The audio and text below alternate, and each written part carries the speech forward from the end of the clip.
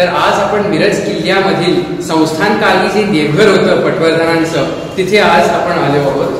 आज ह्या देवघराला माधवजी देवालय असं नाव दिलं आहे आणि त्याचं कारण असं आहे की श्री माधवजी जे आपले देव आहेत त्यांचं विष्णू पंचायतनचं मंदिर आहे. माधवजी देव यांच्याबद्दल विशेष माहिती म्हणजे दासगणू महाराजांनी एक आरती तयार केली.